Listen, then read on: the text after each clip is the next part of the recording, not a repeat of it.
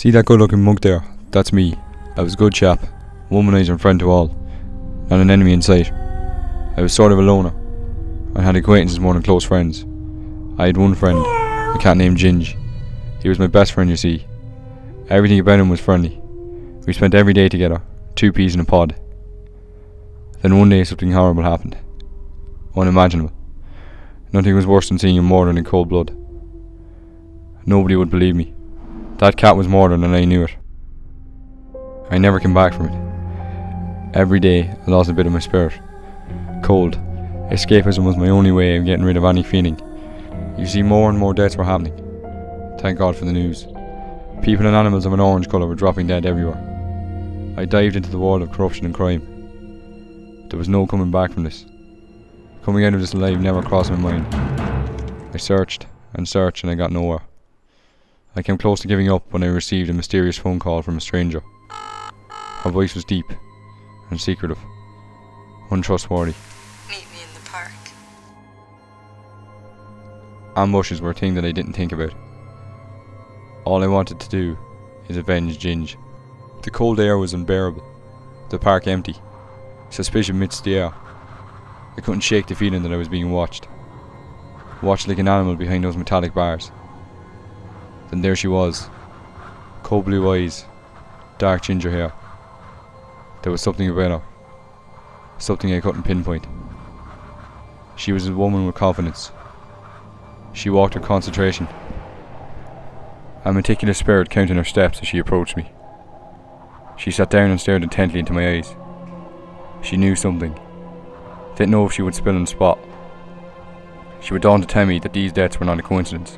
Someone wants to kill us off. A sort of Gingicide, so to speak.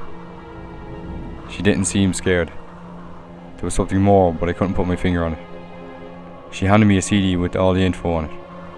We both decided to become a team. The Ginger Detectives. We stayed for hours researching. By the end of the day it smelled like a sweatshop. Dead ends were all we got. She got nowhere. She seemed to be straying away from it completely. The information she gave, false. It led me astray. Suspicion and paranoia filled my heart and my head. Was she in all this? Was she part of this mystery? She left, and I dived even deeper into it all. I did a search on our mystery woman and I was shocked. She wasn't Ginger. Nothing but a dirty, rotten goth. That broad, she got me good. She was full up to the brim with convictions. She spent time in the big house for attempted murder, strangled her mother and nearly killed her father, both Ginger. She was known for attention seeking. Somehow everything flashed before my eyes. Everything seemed to make sense. The false info she gave.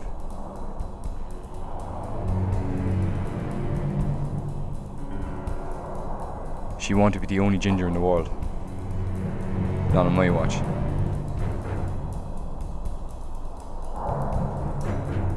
She was the killer. Before I knew it, I felt the air slowly leaving my body. I was being betrayed. She was strangling me, moments away from death. I reacted in a rapid fashion. She hit the cold ground hard, but quickly retaliated. Started fighting back. She tried to strangle me again.